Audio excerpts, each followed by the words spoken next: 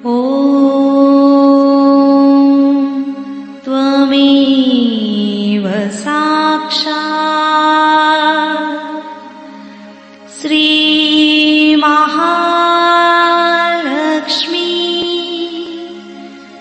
महासरस्वती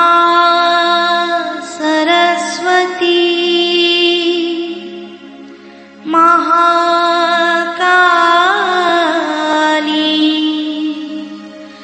त्रिगुणात्मिका कुंडलिनी साक्षात्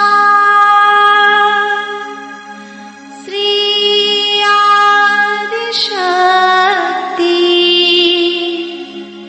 माताजी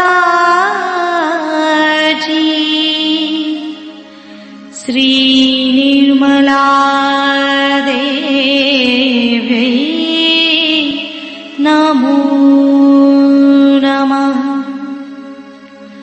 ॐ त्वमेव साक्षात् श्री कल्की साक्षात् श्री आदिशक्ति माताजी श्री निर्मला देवी नमो नमः। ॐ त्वमेव साक्षात् श्री कल्की साक्षात् श्री सहस्रार स्वामिनी मोक्ष प्रदायिनी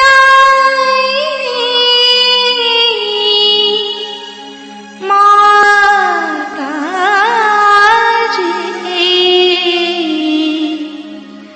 श्री निर्मला देवी नमो नमः।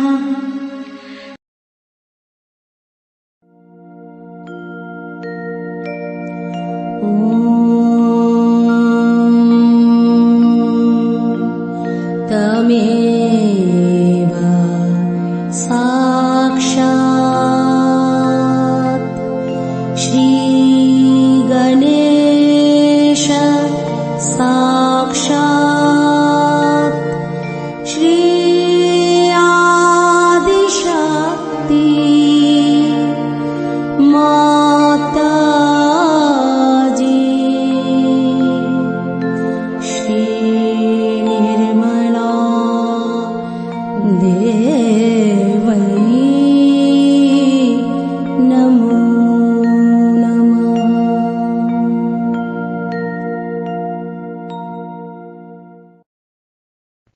जय श्री माता जी। दोनों हाथ माँ के सामने, हृदय में माँ की छवि को स्थिर करेंगे।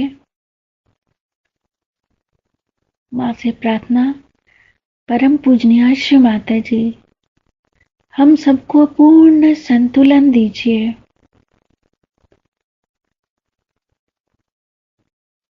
श्री माता जी, हम सबको क्षमा कर दीजिए। हम सभी अज्ञानी हैं। हम सबकी अज्ञानता के कारण यदि आपके शान के खिलाफ जाने अनजाने में जो भी गलतियां होती हैं, हम सभी हृदय से क्षमा मांगते हैं। श्री माता जी, हमें क्षमा कर ध्यान में उतारिए।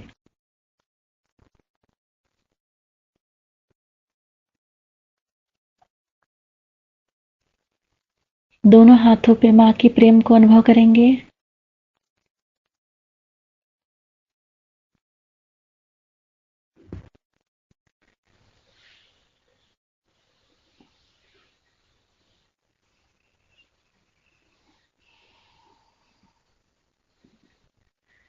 अपना संपूर्ण चित्त अपने तीनों नाड़ियों पे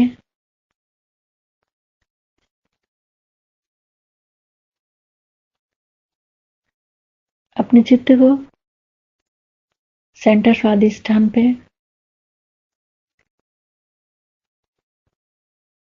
माता जी हमारे चित्त को शांत कीजिए।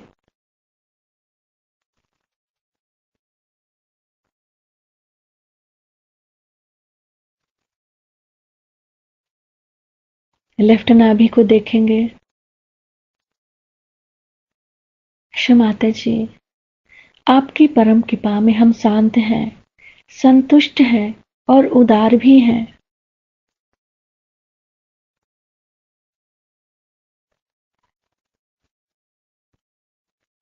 पूरा चित्त बाएं नाभि पे। माता जी हमारे बाएं नाभि में गृहलक्ष्मी तत्व जागृत कीजिए ताकि हम शांत हो जाएं, स्थिर हो जाएं।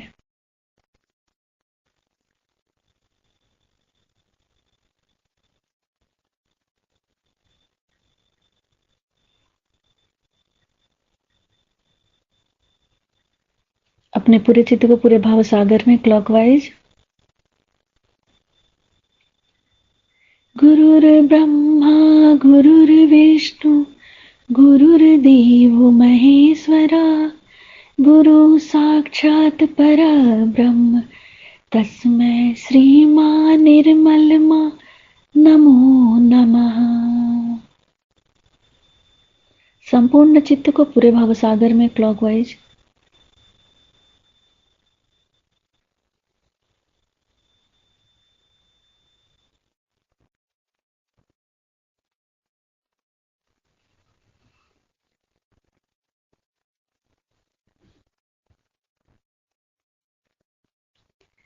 फिर अपने चित्त को राइट हृदय,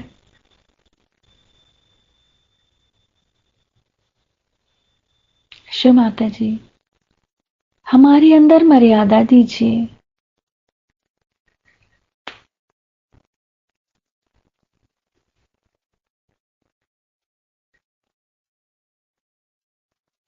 दाहिने हृदय को देखेंगे।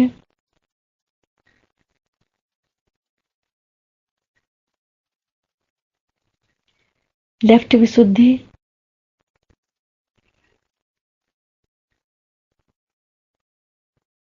शिव माता जी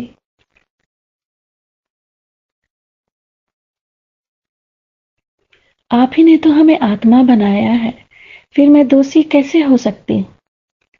शिव माता जी हमें सभी प्रकार की दोष भावनाओं से मुक्त कीजिए। बाह्य विशुद्धि को देखेंगे।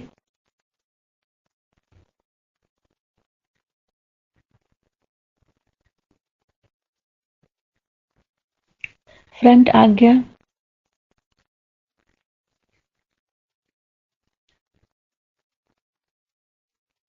बैक आज्ञा,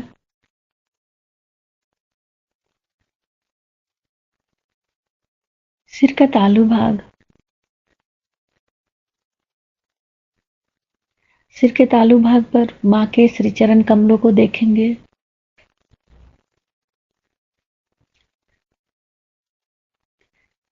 थ्री टाइम्स क्लॉकवाइज मां के श्री चरणों की परिक्रमा करेंगे सिर के तालू भाग पे।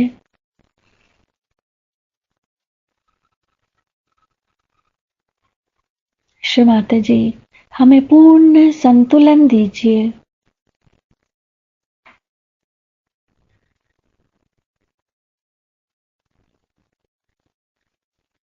सिर के तालू भाग से दोनों हाथों को देखेंगे।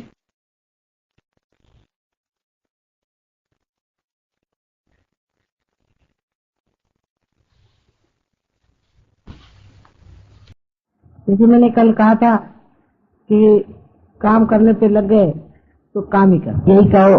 सत्वगुण पे थे असल में बहुत पहले, तमोगुण की ओर गए क्योंकि हम लोग अब डेवलपिंग बन गए हैं, तो अब रजोगुण पे आ गए। जब हम रजोगुण पे आ गए हैं तो मकाने बनाने हैं, बड़े बड़े महल खड़े करने हैं, कारखाने खोलने हैं, देश में बहुत सा प्लास्टिक लाना चाहिए।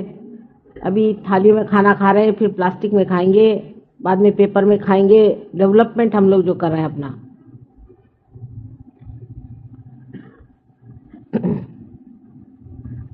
इस वक्त आदमी अतिकर्मी हो जाता है, बहुत ज्यादा कर्म करने लगता है, तब उसके अंदर स्वयं ही संतुलन बिगड़ जाता है, बैलेंस बिगड़ जाता है।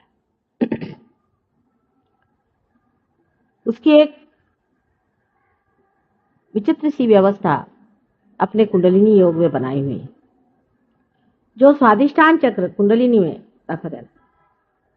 मार्ग में है, जिस चक्र से कुंडलिनी गुजरती है, जिस चक्र के कारण सारी सृष्टि की निर्मिति हुई, आकाश के ग्रह गोल सारे तारे जिस चक्र के मारे इस संसार में आए, उस चक्र का स्थान हमारे भी अंदर पेट में है। यह चक्र नाभि चक्र से निकल के और उसके चारों तरफ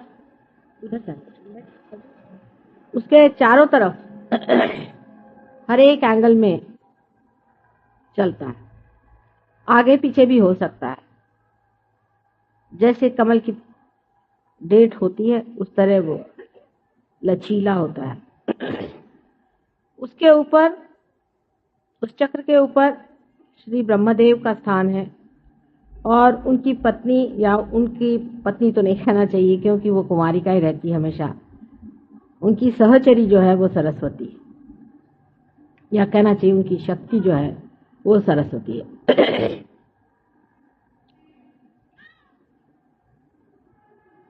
इस चक्र को मनुष्य के अंदर भी हम लोग बाहर से देख सकते हैं। इसे आंख से हम नहीं देख सकते, लेकिन इसका जो जड़ रूप है, इसका जो ग्रोस रूप है, उसे डॉक्टर लोग आयोर्टिक प्लेक्सस कहते हैं।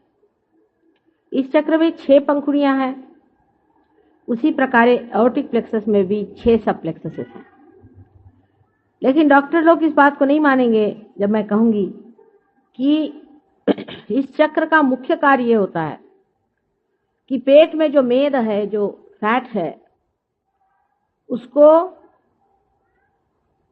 मेंदु माने अपने मग्स जिसे कहते हैं, या जिसे आप ब्रेन कहते हैं, उस ब्रेन के सेल्स का रिप्लेसमेंट करना। यहाँ का जो मेद है, जो फैट है, उसको इवॉल्व करके, उसकी उत्क्रांति करके उसको इस योग्य कराना कि वो अपने ब्रेन का सेल बने।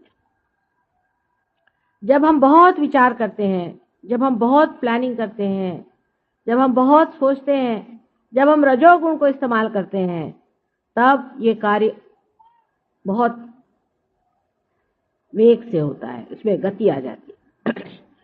हर समय हम लोग सोचते ही रहते हैं, फिर हमारा सोचना भी नहीं बंद हो सकता। पूरी समय हम विचारों के चक्कर में उलझ जाते हैं, एक मिनट भी हम अपने विचार को रोक नहीं पाते। हजारों तरह के विचार हम एक के ऊपर एक लाते जाते हैं और प्लानिंग में लगे रहते हैं।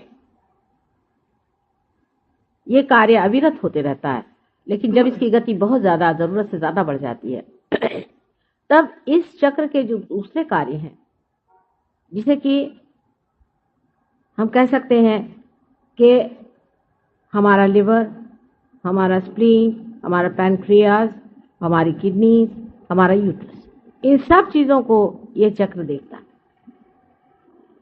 तो उसमें कमी आ जाती है और कभी कभी रुकावट सी आ जाती है, क्योंकि एक ही कार्य में फिर संलग्न हो जाता है।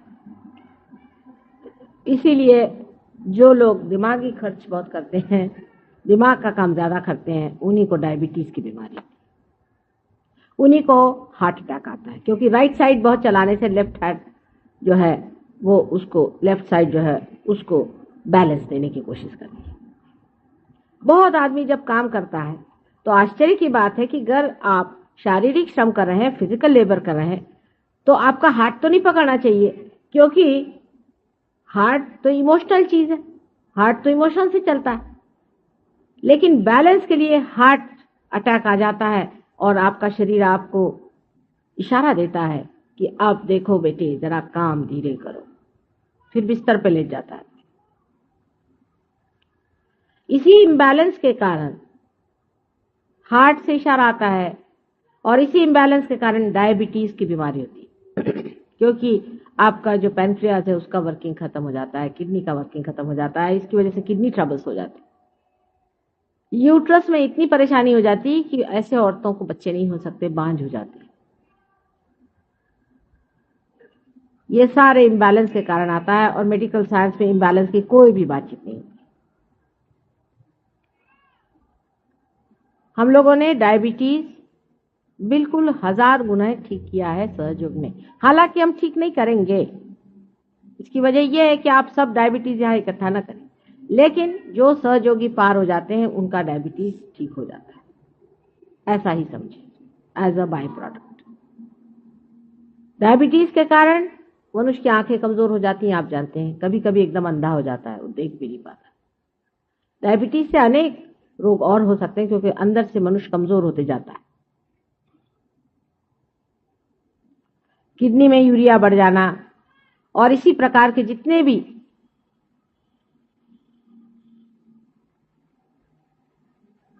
लेफ्ट साइड की बीमारियां हैं वो राइट साइड के अतिक्रम से होती है।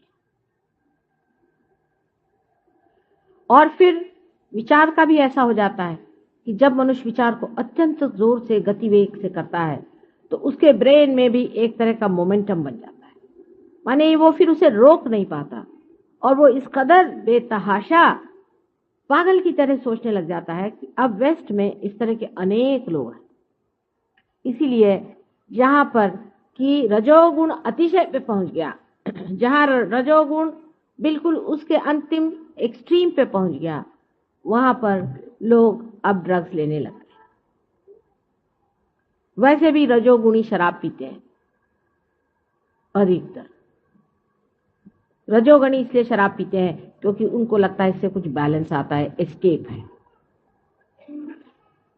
मस्तिष्क की जो अत्यंत क्रिया होती है उसे बचने के लिए, उसे एस्केप करने के लिए लोग शराब पीते हैं, पर इसका वो इलाज नहीं, फिर आप तमोगुण में आ गए।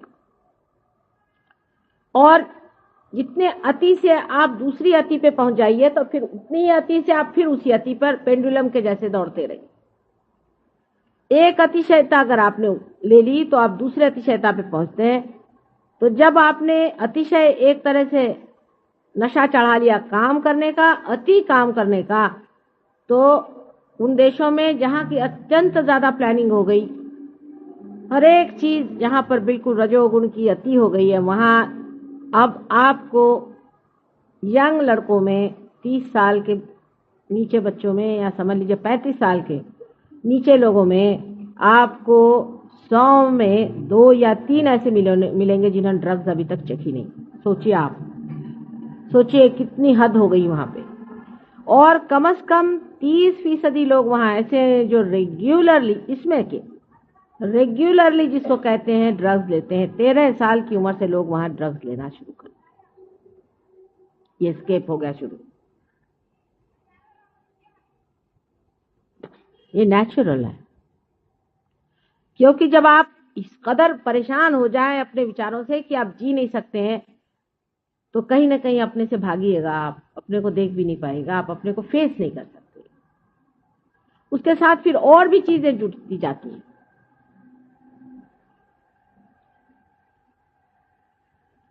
उसके बाद जो सेक्स वगैरह की बातें हैं वो भी उसी का बैलेंस है। किसी भी अतिशयता पे जाने पर दूसरी अतिशयता जीवित हो जाती है और वो इतनी बुरी तरह से आपको खींचती है कि फिर वो उधर की अतिशयता फिर आपको दूसरी साइड में फेंक के रखती है। इसी उधेड़ बुन में, इसी दौड़ धूप में मनुष्य कोलैप्स हो जाता है, मनुष्य खत्म हो जाता है। और इसीलिए वहां पर इस कदर आत्महत्याएं हो रही हैं और लोग समझते नहीं कि जहां इतना एफ्लुएंस आ गया, जहां इतनी सुबत्ता आ गई, वहां लोग क्यों मर रहे हैं। उनके बच्चे हैं वो अपने माँ बाप को छोटी उम्र में छोड़ देते हैं। बुढ़े लोग अनाथालय में पड़े हुए, छोटे बच्चे अनाथ बने हैं। शादियां एक एक आदमी 10-10 बार करता है। उसमें भी इतनी विकृति, मैंने कल आपसे बताया कि कितने विकृत हो गए, यानी उनकी विकृति की हद हो गई। अब हम लोग रजोगुण पे उतर रहे हैं, ठीक है, लेकिन उसकी भी मर्यादाएं बांधनी पड़ेगी। इसीलिए हमारी मर्यादाएं बांधने के लिए मर्यादा पुरुषोत्तम श्री राम रजोगुण के ऊपर में रखा दिए गए कि अपनी मर्यादाएं बांधनी पड़ेंगी। हम लोगों का सारा जीवन ही मर्यादाओं में बंधा हुआ है, लेकिन रजोगुण की जब जोरी चढ़ती है तब मर्यादाएं बुरी तरह टूटती हैं। अब आप डेवलपिंग कंट्रीज हो रहे हैं, तो आप डेवलपिंग जब आपने शुरू कर दिया आउट ऑफ प्रोपोर्शन, तो आपने कह दिया कि साहब हमने गरीबी हटा रहे हैं इसलिए हम डेवलपिंग कर रहे हैं। लेकिन अगर आपने 1 रुपया भी ज्यादा अपने नौकर को दिया और वो अगर शराब या सिगरेट पीने लग गया तो गरीब नहीं, खत्म हो गया उसकी गरीबी खत्म हुई वहां पर। जब मनुष्य किसी भी व्यसन में पड़ता है तो सोच लेना चाहिए कि वो अब गरीब नहीं रह गए। व्यसनाधीन तभी आदमी होगा कि जब उसके पास थोड़ा एक्स्ट्रा पैसा होगा। इसका मतलब ये नहीं कि किसी को गरीब रखा जाए, ये मैं नहीं कह रही। इसका मतलब ये है कि जब तक मनुष्य के अंदर ऐसी कोई घटना घटित नहीं होती है जिसके कारण उसका जो कुछ भी मटीरियल डेवलपमेंट है, जड़ डेवलपमेंट है, उसका असर उसके मानवता के साथ लगे।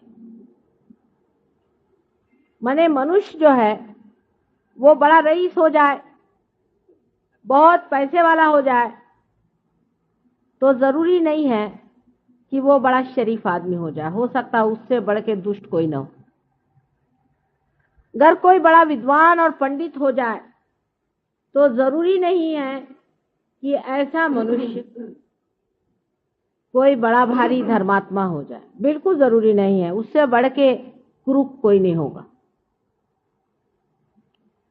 सुनते हैं जो माफिया वाले हैं, उनके जो साहबजादे हैं, उन्होंने ऑक्सफोर्ड यूनिवर्सिटी, कैम्ब्रिज यूनिवर्सिटी और जॉन हॉपकिन यूनिवर्सिटी सब जगह से एमए पास किया हुआ। और आजकल धंधा क्या करते हैं, माफिया के लीडर के लड़के हैं और सबका मर्डर करते थे। तो उस मार्ग का जरूर अवलंबन करें जिससे मनुष्य का संबंध उसके मानवता के केंद्र आत्मा से हो जाए। अगर उसका उस केंद्र से संबंध स्थापित नहीं हुआ तो आप उसका कितना भी डेवलपमेंट कर दें। हम आपको उदाहरणार्थ बताते हैं, हमारे यहाँ शिपिंग कॉरपोरेशन में सब ड्राइवरों की तनख्वाहें बढ़ाई गई। उनको एक एक को 1000-1000 रुपया तनख्वाह मिलने लगे। थोड़े दिन में उनकी सबकी पत्नियां आई और कहने लगे कि माता जी साहब ने सबकी तनख्वाह क्यों बढ़ा दी। मैंने कहा क्यों? पहले 400 कमाते थे तो सुख में थे, अब सब लोग शराब पीने लगे और इन लोगों ने औरतें रख ली हैं और अब गुत्ते ही पे पड़े रहते, घर पे आते ही नहीं रात भर। पहले बेहतर थे, 400 तक तो वो लोग बैलेंस कर पाए, उसके बाद जरा सा ज्यादा पैसा हो गया, शराब को गुत्ते मिला रहे। इसका मतलब बिल्कुल ही नहीं है कि उनको 400 ही दिया जाए, पर उनको वो बैलेंस दिया जाए जिसके कारण वो उस लक्ष्मी को संवार सके। नहीं तो पैसे वाले हो जाएंगे राक्षस, पर लक्ष्मीपति नहीं। इसका कनेक्शन हमारे अंदर से उस आत्म तत्व से जुटना चाहिए जिससे मानवता पनपती है। जब तक ये कनेक्शन नहीं होगा सारा आपका एजुकेशन बिल्कुल व्यर्थ है। इसीलिए सूरदास जी ने भी कह दिया कि सूरदास की सभी अविद्या दूर करो नंदलाल। सारा एजुकेशन करके भी जब तक आपने आत्म तत्व का प्रकाश उस एजुकेशन पे नहीं लिया तो आपका एजुकेशन भी व्यर्थ हो जाता है, उसका कोई भी अर्थ नहीं लगता। इसलिए अत्यंत आवश्यक है कि आप अपने आत्म तत्व को पाएं, तब आपको हर एक चीज का अर्थ लगेगा। जो ये 7 चक्र हैं आपके अंदर, यही वो मानवता के अनेक अंग हैं जिसको पुरोती हुई कुंडलिनी अंदर से जाती है। इसीलिए वो सबको समग्र करती, इंटीग्रेट करती। जब कुंडलिनी इन सब से गुजरती है तो इन सब तत्वों पर चलती हुई तत्व को इंटीग्रेट करती हुई आपके आत्म तत्व पे पहुंचती है, और तब आत्मा का जो प्रकाश है इन चक्रों पे गुजरता हुआ जाता है और मनुष्य समझ लेता है कौन सी चीज ठीक है और कौन सी गलत है। क्योंकि अगर आप कोई गलत काम करना चाहेंगे तो आप नहीं कर सकते थे, मुश्किल हो जाएगा। उसकी वजह यह है कि आपके अंदर एक नई चेतना आ जाती है, जिसे वाइब्रेटरी अवेयरनेस कहिए, जिसे चेतनात्मक अवेयरनेस कहें। आप कह सकते हैं कि जिसे आप चैतन्यमय चेतना कहें। उस चेतना के प्रकाश में आप समझ सकते हैं कि ये चीज अच्छी है कि बुरी है। अगर आपने कोई बुरा काम किया, आपके वाइब्रेशन से एकदम रुक जाएंगे। आप अगर वाइब्रेशन से पूछे कि फला आदमी शरीफ है या बदमाश है, अगर आपके वाइब्रेशन रुक गए तो समझ लीजिए कि बहुत निहायत शैतान आदमी। इन्हीं वाइब्रेशंस की वजह से आप समझ पाइएगा कि परमात्मा है या नहीं। जितने आपके बुनियादी प्रश्न, एब्सोल्यूट क्वेश्चंस हैं, उसका जवाब आपको इन्हीं चैतन्य के लहरियों से मिल सकता है। कोई चीज सत्य है या असत्य है, ये जानना इस कलयुग में बहुत ही कठिन है। कारण हम लोग इस कंफ्यूजन की वजह से, इस कोलाहल की वजह से बिल्कुल ही अपरिचित हो गए हैं किसी भी संवेदना से, किसी भी सेंसिटिविटी। और इस वक्त कर ये सेंसिटिविटी जो सूक्ष्म और अति सूक्ष्म सेंसिटिविटी है, संवेदना है, जब आपके अंदर आ जाती है तो आपको चाहिए कि आप इसको जमाएं। कोई अगर चाहे कि थोड़ा सा हम करके माता जी क्यों नहीं हमारे अंदर हो जाता, तो बात, हाँ आपका कनेक्शन तो हम जोड़ देंगे, लेकिन अभी आपका ढीला ढाला कनेक्शन है, उसको ठीक से जमाना पड़ेगा, उसको सूक्ष्म साथ से जमाएंगे। अगर आपको अपने प्रति इज्जत हो, आप अगर इसको एक विशेष रूप से कोई चीज समझते हो, तो आप जरूर प्रयत्न करें। अगर आप अपने प्रति जागरूक नहीं हैं और आप अपने जीवन का कोई भी अर्थ नहीं समझते हैं और जीवन को आज तक आपने व्यर्थ ही किया और आगे भी आप व्यर्थ ही करना चाहते हैं, तब फिर सहयोग आपके लिए बिल्कुल व्यर्थ है। आप आएंगे यहाँ पार हो जाएंगे, लेकिन इसकी गहराई में आप नहीं उतर सकते। इसमें बैठना पड़ता है, इसकी बैठक होती है। अगर आप अपने जीवन का वास्तविक अर्थ इसमें बिठाना चाहते हैं तो अपने सब सूत्रों पर आपको ठीक से व्यवस्थित रूप से पकड़ना चाहिए और उसमें निष्णात होना चाहिए, नहीं तो आपका आना जाना बेकार हो गया। जैसे कि किसी ने हाथ में सितार पकड़ ली और उसका झंकार कर दिया, तो क्या वो सितार में निष्णात तो नहीं होता? लेकिन मनुष्य कलयुग में अपने जीवन के प्रति जागरूक नहीं है, उसको अपने प्रति सम्मान नहीं, वो अपना सम्मान नहीं कर पाता, उसको अपने प्रति प्रेम नहीं है, उसमें आत्मसम्मान नहीं है, तभी वो अपने जीवन के हर एक क्षण को व्यर्थ किए चला जा रहा है। अगर वो अपने अंदर जागरूक हो और सोचे कि मैं अपने जीवन को कहां बर्बाद कर रहा हूं, किस जगह मैं अपने जीवन को खराब किए दे रहा हूं, तो वो समझेगा कि अरे ये भी क्षण व्यर्थ गया, वो भी क्षण व्यर्थ गया, वो भी क्षण व्यर्थ गया। कोई ऐसा भी क्षण हो जहां कोई जीवंत हमारे अंदर शक्ति का प्रदर्शन हो या हमारे अंदर से जीवन शक्ति प्रकाशित।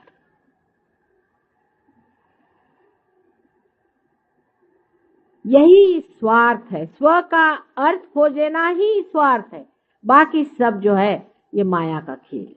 मनुष्य सोचता है कि इसमें स्वार्थ मिलेगा, उसमें स्वार्थ है, उसमें स्वार्थ है, लेकिन अगर मिलता होता तो कहीं चिपक के रह जाता।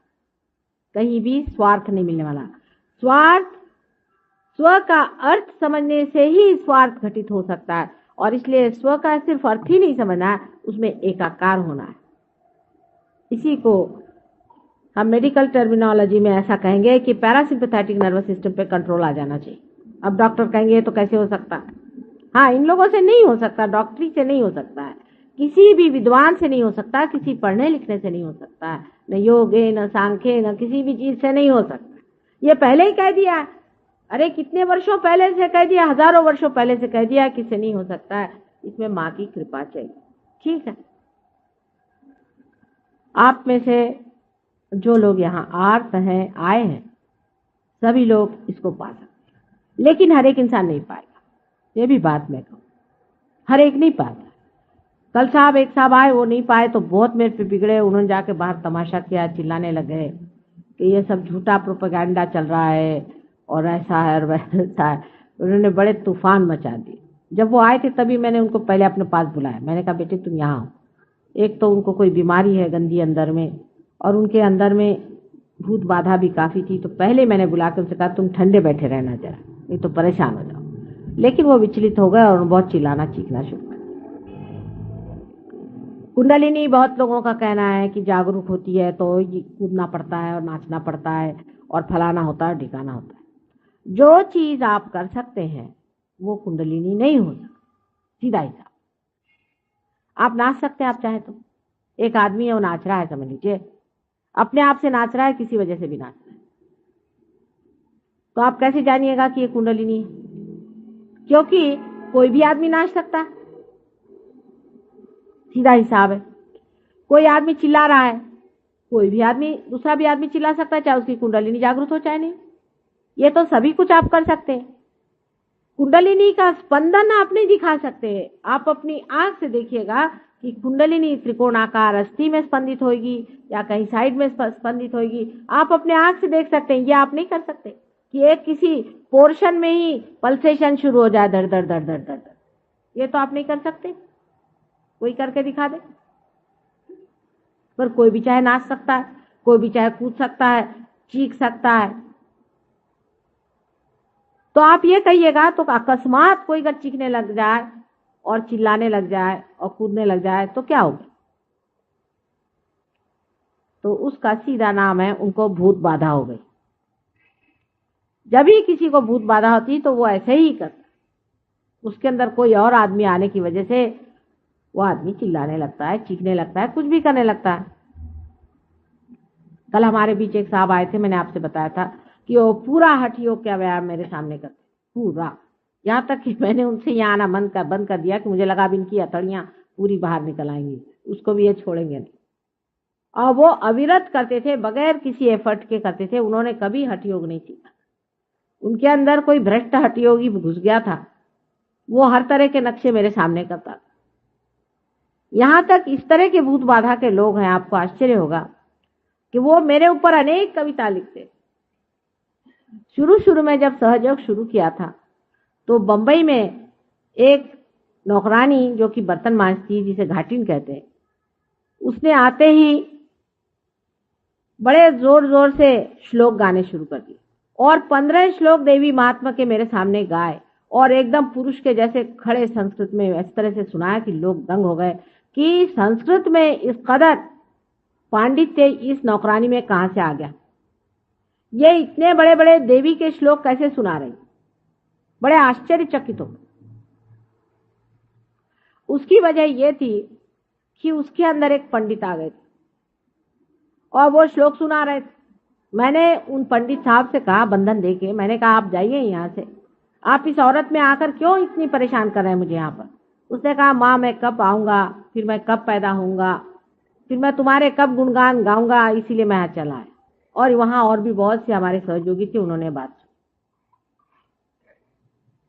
मार्कंडेय से लेकर के उससे भी अनादिकाल से लोगों ने बताया कि भूत पिशाच आदि सब चिपक जाती है। जितने भी मेंटल डिजीज हैं, ईएसपी हैं, पहले से किसी की खबर आ जानी, ये सब कर्ण पिशाच आदि वगैरह 12 में अपने शास्त्रों में अनेक कुछ लिखा हुआ है। लेकिन हम तो हिंदी भी नहीं पढ़ते, कि संस्कृत तो बहुत दूर की रह गई, वो तो भाषा इंग्लिश लोगों की हो गई। अब हम लोग तो इंग्लिश पढ़ते हैं। हमारे शास्त्रों में सब कुछ लिखा हुआ कि इस तरह की चीजें घटित होती हैं और उससे मनुष्य बहुत दुखी हो जाता है।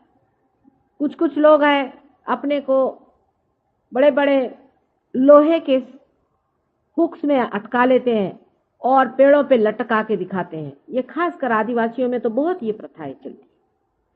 अजीब अजीब तरह की चीजें, बिल्कुल आग जला के उसके अंदर चलना। भूत विद्या अफ्रीका में भी बहुत तरह तरह की होती है। हर एक देश में अजीब अजीब तरह की भूत विद्याएं होती है। तो मनुष्य सोचेगा कि इसमें तो कोई विशेष चीज हो ही गई कि ये भाई आग में चल दिए। इस प्रकार अनेक तरह की चीजें इस देश में पहले होती रही हैं और अब उन देशों में हो रही हैं जहां रजोगुण अति पे पहुंच गए। रजोगुण अति पे पहुंचते ही साथ आपके देश से अनेक भूत विद्या वाले एक्सपर्ट्स वहां पहुंच गए, सबको मेस्मराइज करना शुरू कर दिया, सब पे उन्होंने छाप डाल दी, लाखों रुपया करोड़ों रुपया उन्होंने बनाया, बड़ी बड़ी जगह बनाई। अब वही भूत उनको खाएंगे, खाते ही हैं और शुरू हो गया। अब वो परेशान है, अब ये पैसे उनको नहीं बचा सकते और उन लोगों को भी भूत खाते। कल भी मैंने बताया था, मैं साफ तरह से आपसे बताना चाहती हूँ, मुझे किसी से डर नहीं कि ट्रांसेंडेंटल मेडिटेशन करने वाले लोग आज मेरे पास 132 आदमी बराबर लंदन में आए और सब कहते कि हमारे सर में ब्लॉकेड हो गया, माए से निकाले। कल मैंने बताया था, आज फिर मैं बता रही कि मांगना चाहिए आत्मशक्ति को। आत्मशक्ति रजोगुणी नहीं होती है, आत्मशक्ति तमोगुणी नहीं होती, आत्मशक्ति सत्वगुणी भी नहीं होती है। वो गुणातीत, सबसे परे बहती हुई सी अंदर से शक्ति स्वरूप अपने अंदर से बहती रहती है। वो किसी भी गुणों के अंदर लिपटने वाली शक्ति नहीं है, वो निर्वाज्य है, किसी से लिपटती नहीं। आत्मा की शक्ति धड़ धड़ धड़ धड़ अंदर से ऐसी बहती है जैसे गंगा जी। उसकी शक्ति का, उस शक्ति के कोई प्रदर्शन आप नहीं भर सकते। अगर आप चाहें कि चलिए इस शक्ति को यहां पर घुमा करके 4 आप अंगूठी से चीजें निकाल दें और ये वो, ऐसे फालतू चीजों में इस शक्ति को कोई इंटरेस्ट नहीं होता। अंगूठी शंगूठी होती क्या चीजें हैं, पैर के धूल के बराबर भी नहीं है। ये सब आपका टेंशन खराब करने की बात है।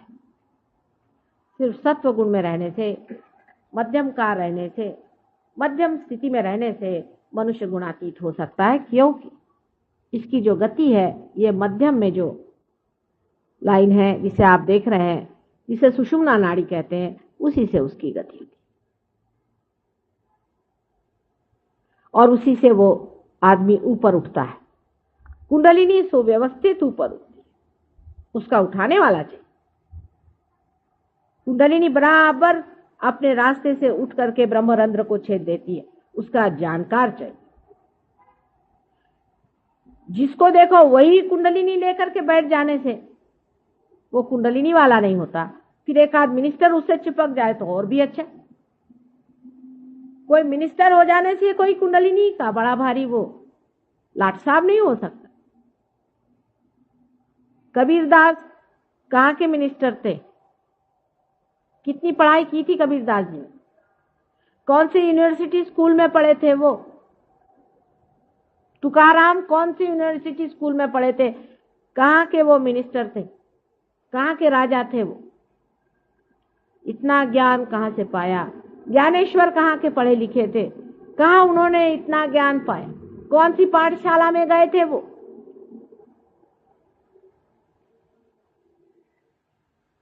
परमात्मा के साम्राज्य में उतरने की बात है। जब मनुष्य परमात्मा के साम्राज्य में आ जाता है तो उसके कायदे कानून देखने लगता है तो हंसी आती है कि इस कायदे कानून को क्या करें। अभी कोई साहब ने मुझसे कहा कि माता जी हमारे लिए कोई अब देश में लीडर नहीं रह गया, आप ही इलेक्शन लड़ो। अरे मैंने कहा कहाँ की बात करते हो, राजा के घर में रहने वाले लोग भिखारियों के घर में आके नहीं रहते। भिखारियों का पॉलिटिक्स है, किससे भीख मांगे, किसका रुपया बचाए, छी छी छी, ये सब चीजें हमारे बस की नहीं। हम तो बादशाह आदमी है, हमें कहाँ फंसा रहे। हमने कहा ये तो भिखारियों के राज है, हमारे बस के। उसी में आप बादशाहत में उतर सकते हैं अगर आप चाहें। अपनी बादशाहत में उतरिए, वो तभी हो सकता है जब परमात्मा के राज्य में आप आते हैं, तब आप असल में बादशाह होते हैं। बाकी आप कभी बादशाह नहीं हो सकते, पैसे वाले नहीं हो सकते, कुछ नहीं हो सकते, सब व्यर्थ है, सब भिखारी है। दीन बन करके खड़े हुए हैं, साहब हमारा ये काम करा दीजिए, गिया रहे हैं भगवान से भी जाके कि हे भगवान मुझे तुम फलानी चीज दे दो। बादशाहत में आदमी अपनी शान में खड़ा रहता है, उसकी शान अत्यंत सौम्य और प्रेममय होती है, अत्यंत दयावती और कल्याणमयी, मंगलमयी होती है। परमात्मा के जो रूल्स और रेगुलेशंस है और उसका जो प्लानिंग है उसके साथ एकाकार होना चाहिए। पृथ्वी जिस तरह से अपने प्रेम को उगाल रही है संसार में और फैला रही है, उस पृथ्वी तत्व के प्रपोर्शन में, उस पृथ्वी तत्व के उगालने के प्रपोर्शन में ही आपको प्रोडक्शन करना चाहिए। पृथ्वी जिस तत्व से उगाल रही है, आज जिस तरह से वो सृष्टि पे बना रही, उससे आउट ऑफ प्रपोर्शन आप बनाना चाहते हैं रजोगुण में। माने लंदन में अगर आप जाएं तो शराब पीने के सिर्फ अगर ग्लास आप लेने चाहें तो कम से कम 1,000-15,000 रुपये आपको खर्चा पड़ना पड़ेगा, कम से कम। पहले तो शराब बनाओ, जो कि बिल्कुल ही गलत चीज है, फिर उसको पीने के लिए जरूरी है आप उसके प्याले बनाओ। अगर इंग्लैंड में अगर स्कॉच विस्की बंद हो जाए तो देश डूब जाएगा, क्योंकि उनके पास दो ही चीजें हैं, एक तो स्कॉच विस्की है और दूसरे उनका क्रिस्टल है।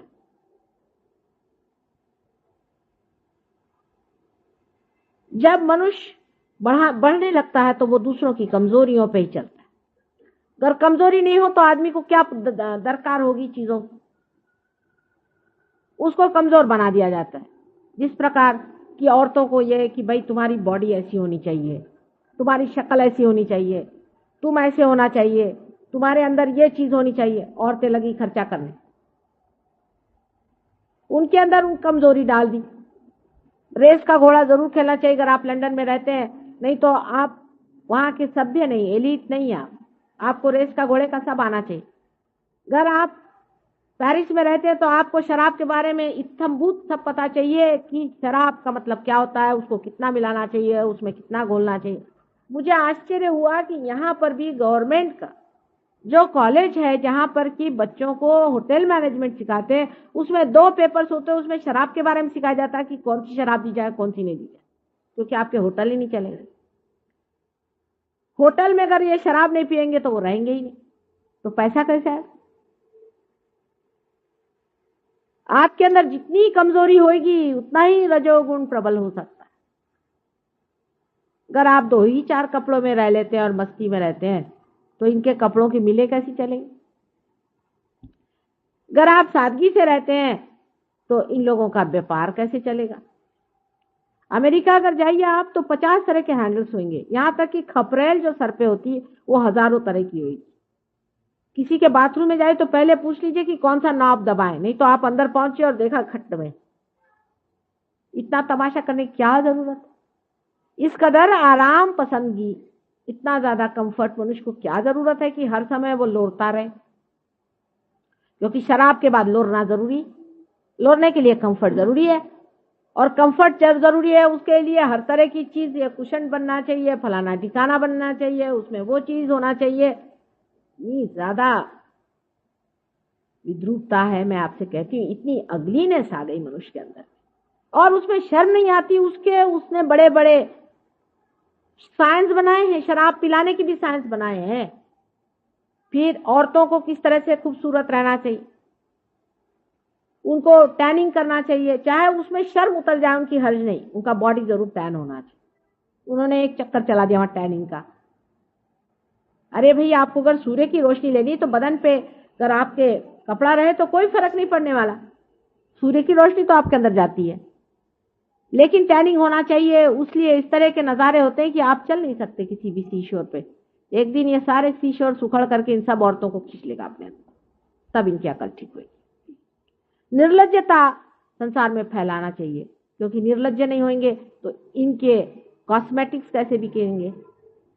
इन्होंने जो जो चीजें औरतों को बेवकूफ बनाने के लिए बनाई हुई हैं वो कैसे लेंगे? अब तो कुछ कुछ जरा सा अपने देश में अकल आ गई औरतों को। पहले तो मैं देखती थी कि यहाँ पर एक डालडा का टिन लगा के औरतें चलती थी, तो मैंने काफी इस पे लेक्चर दिया कि बाबा कम से कम डालडा का टिन कम करो। हील्स पहनेंगी तो इतनी ऊंची ऊंची पहनेंगी,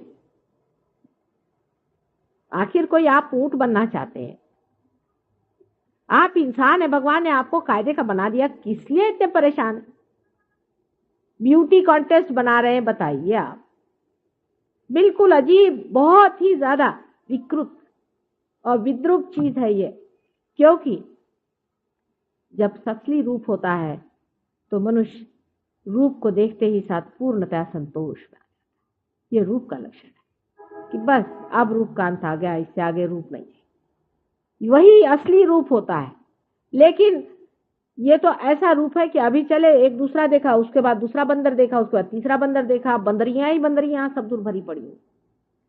मैंने कहा यहाँ कोई सती साध्वी एक भी नहीं है, सब बंदरियां ही हैं जो इसके गर्दन में कूद रहे, उसके गर्दन में कूद रहे, और ऊपर से बड़ा घमंड है उनको कि हम तो बहुत ही ज्यादा वाह वाह वाह एडवांस।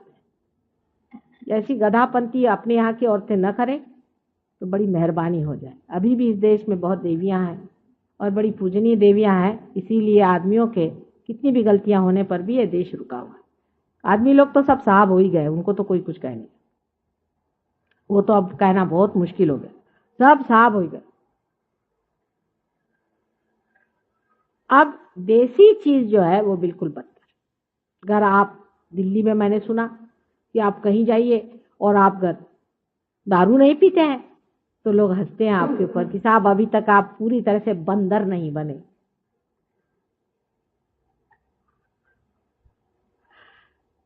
और जब तक बंदरों की दुमें नहीं करती तब तक और भी उनको खुशी नहीं होती कि जब तक आपने 2-4 लड़कियां इधर उधर से ला करके और नचाए नहीं तो आप काम से।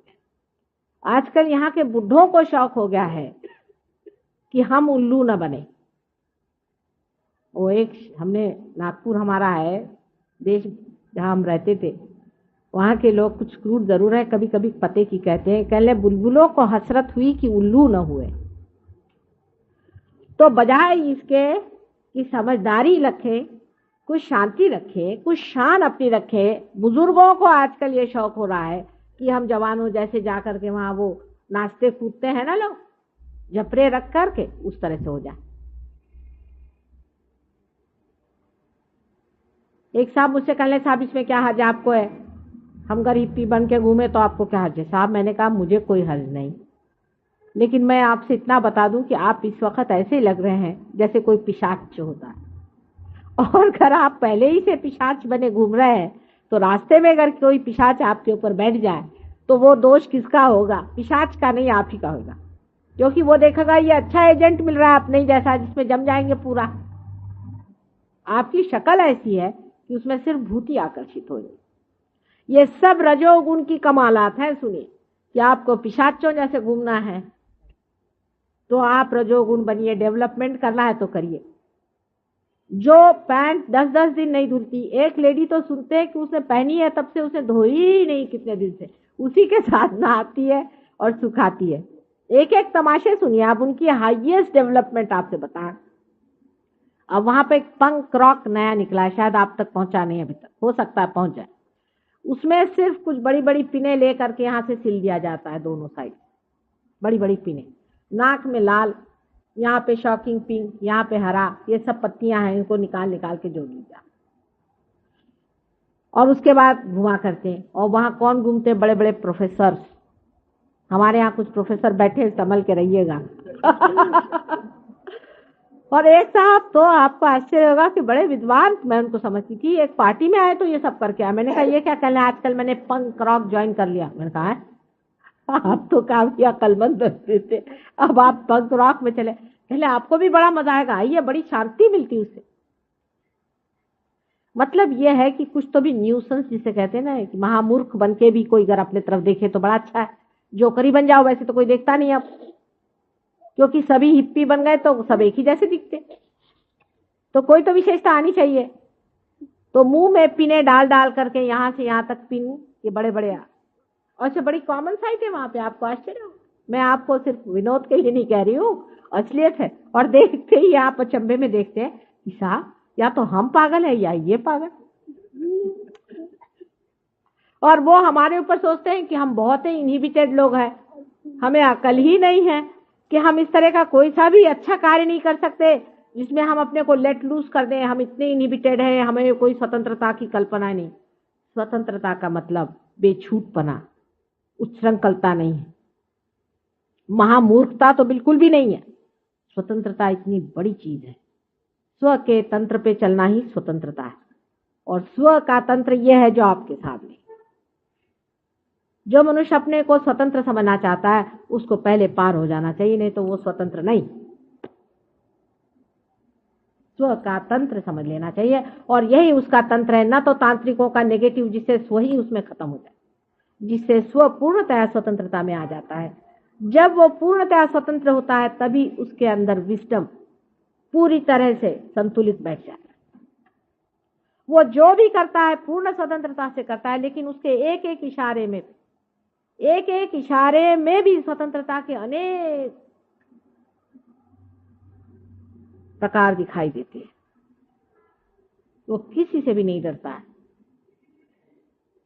और हमेशा नतमस्तक रहता है। प्रेम में वो स्वतंत्र होता है, अत्यंत प्रेममय और करुणामय वो होता है। ऐसे स्वतंत्र आदमी को प्रणाम करना चाहिए, बजाय इसके कि जो अपने को स्वतंत्रता के नाम पर गधे से मूर्ख और मूर्खों से पता नहीं और क्या हो जाएंगे। मेरे पास तो ऐसे जानवर भी नहीं जिनकी मैं आपको प्रणाली बताऊं। कोई मुझे ऐसे शब्द भी नहीं मिलते कि इन लोगों का वर्णन करो, क्योंकि कलयुग से पहले ऐसे कभी हुए नहीं थे। इसलिए नए शब्दों के कॉइनेज की जरूरत है। और जो शब्द बनाने वाले थे वही ये हो गए, तो अब कौन शब्द इनके बनाएगा, ये हालत आ गई। कुछ संस्कृत भाषा में ढूंढे से मिले तो मुझे बताइएगा, क्योंकि बड़ा ही मुश्किल है।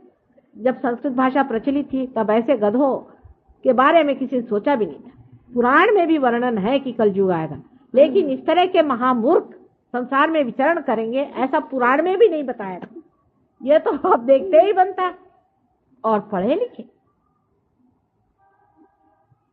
लिखे और अति पढ़े हुए लोग ये काम कर रहे हैं, इसको आप क्या कहिएगा? ये रजोगुण का प्रादुर्भाव है। अब आपका देश डेवलप हो रहा है, होइए साहब, लेकिन ये देख लीजिए नमूना। आप जरूर डेवलप होइए, लेकिन ये नमूना देखते चले कि वो जिस गड्ढे में पड़े हैं उधर आप जाके न कूदिए। एक तो रजोगुण में सबसे बड़ा जो दोष है कि ये अहंकार से चलता है, मतलब ईगो ओरिएंटेड है रजोगुण। जब ईगो ओरिएंटेशन शुरू हो गया तो अहंकार ऐसी चीज है कि उसमें आदमी जो भी करता है उसमें अपनी बेवकूफी वो देख ही नहीं सकती, या कुछ भी करता है वो बिल्कुल सही, क्योंकि उसमें अहंकार तृप्त होता है। अपने यहाँ रामायण में बड़ा सुंदर वर्णन है कि जिस वक्त नारद मुनि स्वयं ही एक चक्कर में पड़ गए थे। ऐसे ही चक्कर है ये रजोगुण के चक्कर है। इसको समझने के लिए अपने को देखना चाहिए और कहना चाहिए कि हे भगवान, ये मेरा अहंकार मुझे गधा बना रहा है। और अहंकार आपको गधा बना के इतना छोड़ देता है कि अंत में वो आप घबराहट के मारे ही उसको गधे को अपने ऊपर लिए चलते, क्योंकि ईगो ओरिएंटेड है, इसलिए बहुत ज्यादा डेंजरस है। अगर ये ईगो ओरिएंटेड नहीं होता तो इतना डेंजरस नहीं बैठता, क्योंकि मनुष्य कभी भी अपने को गधा कह नहीं सकता। सब दुनिया पे हंसेगा, लेकिन खुद ही अपने सर पे गधा लेके चल रहा है उसे नहीं देखेगा। ये ईगो की विशेषता है। ईगो में एक अंधापन आ जाता है और इसलिए ये बहुत ही खराब चीज है। हाँ, अगर सुपर ईगो हुआ, जो कि दूसरी साइड में अपने सर में डेवलप हो सकता है तमोगुण की वजह से, उसमें आदमी पीड़ित हो सकता है, उसका बदन कांप सकता है, उसमें तकलीफें आ सकती हैं, उसकी बीमारियां आ सकती है, उसका फिजिकल प्रॉब्लम आ सकता है। पर ईगो ओरिएंटेड आदमी में कभी भी ये तकलीफें होगी जब तक उसके हार्ट ट्रबल ना आए। एक ही है कि हार्ट ही स्टॉप हो जाए बस।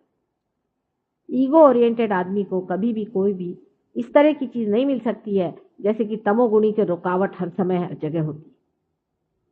तमोगुणी एक तरह से बेचारा ज्यादा ठीक है, क्योंकि कम से कम उसकी ठोकरों से वो बचते रहता है। समझ लीजिए अभी यहीं एक देवी जी बैठी हुई हैं, इनको बाधा ने पकड़ लिया। वो एक किसी आदमी के पास गई, उनसे जाकर उन्होंने कुछ जंतर मंतर करे, बाधा ने पकड़ लिया, भूत ने पकड़ लिया, तो उनका बदन ऐसा ऐसा ऐंठने लग गया। चलो भाई छोड़ो। पर आप अगर किसी ईगोइस्टिकल आदमी के सामने जाइए, उसका ईगो आपके अंदर भी घुस जाएगा। ये है तो मैं इसके बाप से बड़ा हूं, चले उसने एक बोला मैंने 10 बोला, वो कौन होते हैं, मैं उसका नाना हूं। शुरू हुआ। वो जितने गधे उसके आप डबल नाना गधे हो गए। और उसमें उसके साथ में एक और बीमारी लग जाती है जो बड़ी ही सूक्ष्म है, जिसको समझना चाहिए।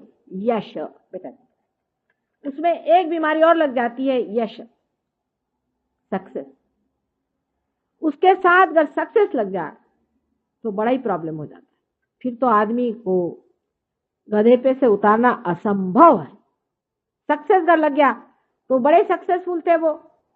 फिर उनके मरने के 30-40 साल बाद निकलता है कि उन्होंने ये गधापंती करी, ये गोबर खाया, ये हालत अपनी खराब की, वो ऐसे थे और वो वैसे थे। तो लोग कहते वो तो ऐसे होंगे नहीं, क्योंकि ईगो में आदमी कुछ भी कर सकता है, कहीं भी जा सकता है, कैसे भी काम कर सकता है।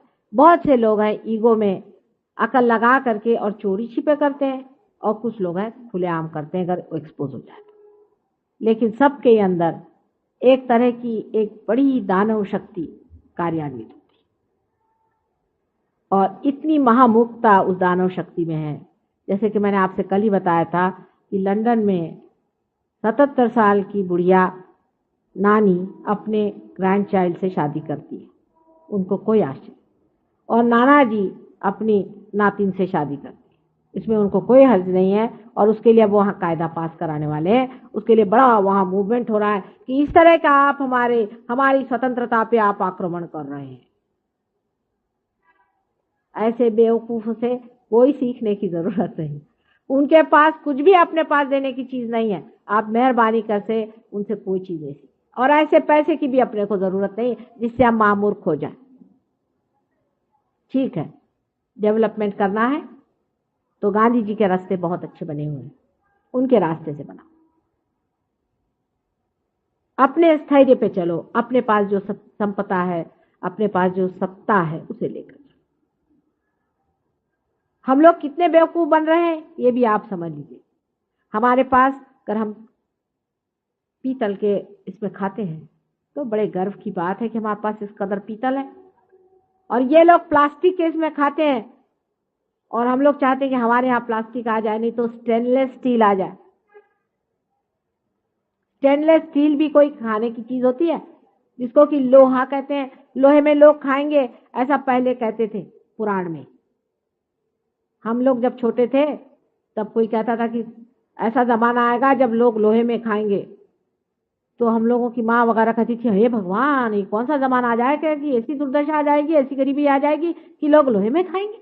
हे भगवान, कांसे में खाएं, पंचधातु में खाएं, कुछ बढ़िया चीज में खाएं, ये क्या।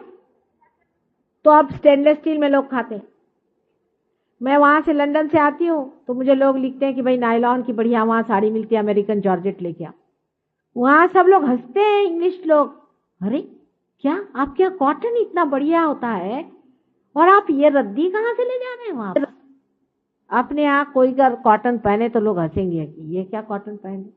वो दिन दूर नहीं जबकि खादी सारे संसार में छाई, वो दिन बिल्कुल दूर नहीं, आप मेरा विश्वास माने, क्योंकि इसके अंदर हाथ से बने हुए वाइब्रेशन है। और वो लोग इस चीज की महत्ता समझते हैं, इस खादी की महत्ता समझते हैं, लेकिन हम लोग बेवकूफ हैं जो हम नायलॉन बड़ी भारी चीज समझते हैं। आप जानते हैं कि नायलॉन से अनेक बीमारियां हो जाती, ये मनुष्य के विरोध में है, लेकिन हमें नायलॉन क्यों पसंद? क्योंकि वे हम लोग बड़े अंग्रेज बनते हैं। आप 10 के जगह 2 साड़ियां पहनिए, लेकिन कायदे की साड़ी पहनिए। आप 10 के जगह 2 कपड़े पहनिए। अब अपने यहाँ लोगों को आश्चर्य होता है कि कॉटन से टेरिकॉट महंगा है, उनको बहुत ही आश्चर्य होता है, ऐसे कैसे संभव नहीं है। वहां अगर कॉटन अगर आपको वहां पर 10 पाउंड का मिलता होगा तो टेरिकॉट 2 पाउंड का मिलता है। कोई अगर कॉटन कहीं मिले कि कॉटन मिल रहा है तो लोग दौड़े जाते, कहते उसका फील कितना सुंदर है। हम लोग अभी भी स्त्री पे स्त्री मारे रहते, वो कहते भाई इतना जाना छूटी फूटी लोगों से हमारा जी घबराता है, घुटता है, काहे कोई स्त्री करते रहते हो सुबह से शाम तक। अरे अपने मन की भी कोई स्त्री करो। बाहर की झकपकाहट जिसे हम लोग सोचते हैं कि बहुत बड़ी चीज है, उस पर लोग हंसते हैं। अंग्रेज लोग बहुत हंसते हैं। हमारे कुछ इंग्लिश शिष्य आए थे तो कहने लगे हमें बम्बई ज्यादा पसंद है बनिस्बत दिल्ली के। ठंड में थे ना, हमने कहा क्यों? कहले यहाँ से एवरीबडी सो वेस्टर्नाइज्ड हॉरिड। मैंने कहा वेस्टर्नाइज्ड हाउ डू से?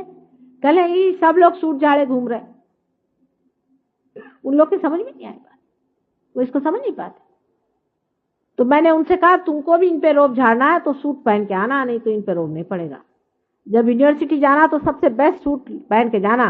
अंग्रेज अगर सूट में आया तो उसी के पैर पे हमारा हिंदुस्तानी गिरता है, और ऐसे वैसे नहीं गिरने वाला अगर तुम ऐसे वैसे कपड़े पहन के आओगे। तुम नहीं समझते हो, अभी भी हमारे अंदर वही स्लेविश मेंटालिटी हजारों वर्षों की चली आ रही, वो छूटने नहीं वाली। हमारे जो बाप दादे हो गए वो ये सब पहनते नहीं थे, लेकिन इंसानियत के मादा उनके अंदर बहुत जरूरत से ज्यादा था। एक एक आदमी अगर सोचे तो लीजेंडरी कहना चाहिए उन लोगों को। क्या लोग थे, एक बार शब्द दे देते थे तो उसी शब्द पे चलने वाले, जिनके बारे में सारे संसार में लोग गुणगान गाते थे कि हिंदुस्तान का आदमी एक होता है तो वो यहाँ के हजारों बेकार लोगों से अच्छा होता है। वही हिंदुस्तान की आज ये दुर्दशा हो। ये रजोगुण की कृपा है। स्वतंत्रता से पहले हम लोग बहुत अच्छे थे, जब गुलाम थे, जब कंधे से कंधे लड़ाए थे और सबसे जाकर के वहां पर सारे संसार के देशों से हमने अपनी स्वतंत्रता की मांग उठाई थी, वो हम लोग अलग थे। और आज रजोगुण के ये गुलामगिरी में हम लोग जो फंसे जा रहे हैं, मटेरियलिज्म के, इस कदर गंदे हम हो रहे हैं, इसको समझने की जरूरत। रजोगुण में उठते वक्त रास्ते में ही सत्वगुण की रेशा है। रुक जाइए, रुक जाइए वहां पर, उनका एक्सट्रीम देखते हुए बीच में आ जाइए। सत्वगुण तभी आता है जब रजोगुण के साथ धर्म चलता है, और धर्म हमारे पेट में, नाभि चक्र में, उसके चारों तरफ होता है। लक्ष्मी का स्थान, लक्ष्मी रजोगुण की ही सत्वगुणी व्यवस्था है। मैंने आपसे लक्ष्मी के बारे में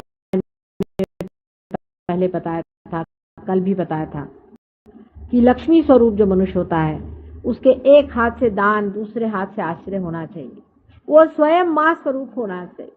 उसके दो हाथ में कमल के फूल जैसी उसके अंदर सम्मान और उसके अंदर प्रेम की आभा हर समय रहनी चाहिए। जब उसके घर पे दरवाजे पे जाइए तो कहते आ बेटे, कहाँ से आए, कैसे तकलीफ से आए हो, बैठो यहाँ रहो। मैंने अभी आज एक रईस आदमी से कहा कि भाई इसको लक्ष्मीपति का, कह ले बहन जी अगर कोई चोर आ गया तो। मैंने कहा चोर भी आ गया तो भी कोई हर्ज नहीं, बिठाओ, प्रेम से बिठाओ, उसकी चोरी बदल जाएगी। चोर कभी भी शरीफ आदमी की चोरी नहीं करने वाला। बहुत ही गया बीता होगा तो जाने दो, फिर उसको, उसके कर्मगति से गया। अगर चोर आ जाए आपके घर में, उसको रख लीजिए, उसको प्रेम से स्वीकार करिए। वो 10 बार सोचेगा कि चोरी करूं कि नहीं करूं इस आदमी पे, ये तो मेरे बाप जैसा। उस आदमी को पैसे वाला कहना चाहिए, न कि उस आदमी को जो दुनिया भर में और सबको ही अपमानित करते फिरता है। जो आदमी हृदय से कमल के जैसा, अत्यंत सुंदर और गुलाबी कमल के जैसा, अत्यंत प्रेममय, भावनापूर्ण, और जिसमें पूरा अपनापन बहता हो, जिसके अंदर भूंगे जैसा भी काला गड़ने वाला प्राणी भी जाकर आराम से सो सकता है, उस आदमी को लक्ष्मीपति अपने यहाँ कहते हैं। लक्ष्मी स्वरूप हुए बगैर ये रजोगुण आपको लाभदायक नहीं होगा। वो यूं ही ट्रस्टी के तरह से जीता है। उसका जो भी पैसा है उससे वो व्यसनाधीन नहीं होता। अपने बच्चों के लिए वो पैसा नहीं छोड़ता, उसको व्यसन में नहीं डालता। उस पैसे का उपयोग वो दुनिया के कल्याण के लिए, वो एक ट्रस्टी स्वरूप होता है। शरद चंद्र की एक बड़ी सुंदर कहानी मैंने पढ़ी थी कि खुद उन्होंने लिखा कि हम लोग कुछ टोले के लड़के एक बड़े भारी धनी के पास पहुंचे। तो जब हम पहुंचे तो उन्होंने कहा कि तुम क्या करना चाहते हो? तो उन्होंने कहा कि हम लोग एक ड्रामा करने चाहते हैं और ऐसा करना चाहते हैं और उसमें हम बहुत मॉडर्न लाइफ दिखाना चाहते हैं और आप हमें कुछ रुपया दीजिए। तो उनका अच्छा बैठो बैठो, बहुत बिठाया। उसके बाद चवन्नी उनको पकड़वा दी। तो ये लड़के बड़े गुस्से हो गए उनसे कि बड़ा ही कंजूस निकला, चवन्नी हमें पकड़वा दी। उसके बाद एक स्त्री आई, बेचारी बड़ी बूढ़ी थी, आई, कहने लगे कि पता नहीं कुछ 50 वर्ष पहले मेरे पति ने आपके पास कुछ रुपया रखा दिया था। उसके बाद हम लोग परदेश चले गए, वहीं मेरे पति की मृत्यु हो गई। तो उनके इसमें एक पत्र मिला, उसमें लिखा था कि उनके पास बहुत रुपया मैं छोड़ के आया हूँ, तो तुम हो सके तो धर्मात्मा है उनके पास चले जाना। कह ले अच्छा, पत्र तो दिखाई, पत्र देखा, उसका तारीख देखी। कह ले भाई देखो वो कहाँ उनका है, वो निकालो फलानी तारीख को, फलाने साल में और 50 साल पहले की बात। वो सब फाइलें निकलवाओ और बैठे वो वहां देखने के लिए। वो भी बड़े वयोवृद्ध थे, वो भी 75-80 साल के थे, लेकिन बैठे उसे कहा बहन अभी रुकी रहो, यहीं खाना खाना, यहीं रहना। इत्तफाकन उनको 2-3 घंटे में उसका पता लग गया, 2-3 घंटे में उनको पता लग गया कि ये जो है ये रुपया दिया गया था।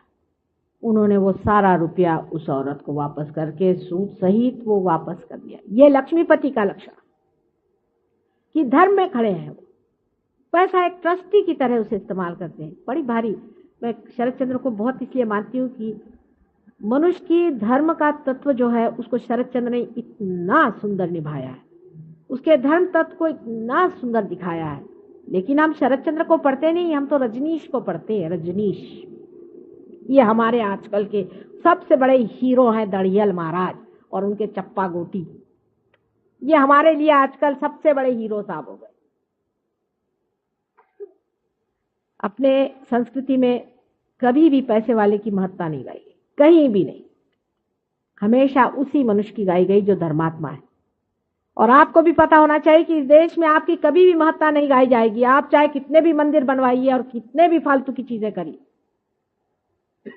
आपकी तभी महत्ता गाई जाएगी जब आप धर्मात्मा हो। चाहे आपके पास पैसा है, उसको धर्म में लगाइए। और जब आप खर्च करिए तो किसी से कहिए नहीं कि मैंने आपके लिए खर्च किया। देते रहिए, देते रहिए। सिर्फ आप बीच में इसलिए खड़े हुए हैं कि आप देखते रहें कि पैसा जो है वो ठीक जगह पे पहुंच रहा है। कुछ लोग तो इस कदर परमात्मा में लीन हो जाते कि वो ये भी नहीं देखते, कहते जाने दो, जिससे जाता है जाने दो। लेकिन अगर कोई धर्म पुरुष दान करता है तो उसका पैसा कभी भी दुर्व्यवहार में नहीं जाता। दुष्टों का पैसा जरूर दुर्व्यवहार में जाएगा, लेकिन धर्मात्माओं का नहीं जाता। उसमें भी एक बड़ी भारी आकर्षण शक्ति होती है जिसे हम कहते हैं वाइब्रेशन, चैतन्य की लहरियां। हर एक चीज में चैतन्य की लहरियां होती है। उसका देने वाला और करने वाला होना चाहिए। आपके अंदर भी चैतन्य की लहरियां उत्पन्न हो सकती हैं अगर आप इसको पालें। आप में से अनेक लोगों की अभी ठंडा ठंडा हाथ में आने लग गया है, कह रहे हैं। ऐसे ही आप हाथ रखें फिर से। आज मैं आपको बचे हुए 3 चक्रों के बारे में बताऊंगी, क्योंकि कल मैंने आपको नीचे वाले 4 चक्रों के बारे में बताया था। अगले साल शायद मैं ज्यादा दिन के लिए दिल्ली आ जाऊंगी, देखिए।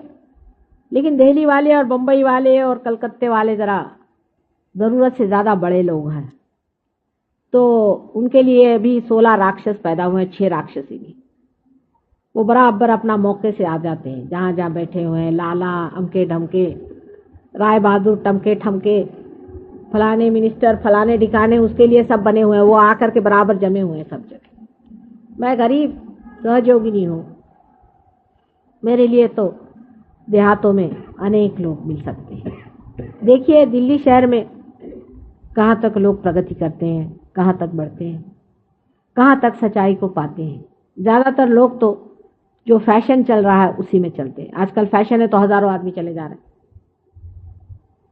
सिर्फ दर्शन के लिए। कह ले 25,000 आदमी सिर्फ दर्शन के लिए आए थे। अच्छा, फिर उनका क्या हुआ? कह ले बस दर्शन हो गए। फिर क्या हुआ? कौन सी भलाई हुई? कुछ नहीं, दर्शन हो गए साहब, दर्शन हो गए, मैंने दर्शन हो। अरे भाई, कुछ फायदा हुआ? कुछ भला हुआ? कुछ ट्रांसफॉर्मेशन हुआ? कुछ उनमें बदल हुआ कि यूं ही दर्शन ही के लिए गए थे वहां? नहीं साहब, वो तो ऐसा था कि हम तो अंदर जा नहीं सके। वो तो दूसरे जो बड़े बड़े लोग थे वो सब अंदर गए, बाबा जी ने उनको अंगूठियां दी। उसके बाद सब लोग अंगूठियां पहन के प्रफुल्लित होके बाहर आ गए। उसके बाद पता चला सबके हार्ट अटैक्स आए। अंगूठी सहित हार्ट अटैक्स चल रहे हैं। और उसके बाद पता हुआ अंगूठी भी चोरी हो गई और उनके घर में भी चोरी हो गई। ठीक, जिसके पास अधिक पैसा है उसको खाने के लिए बहुत सारे तैयार हो गए लोग। आपके पास अगर अधिक पैसा है तो जमुना जी में डाल दीजिए, नहीं तो आपसे भी चिपक जाएंगे। इसलिए बच के रहिए।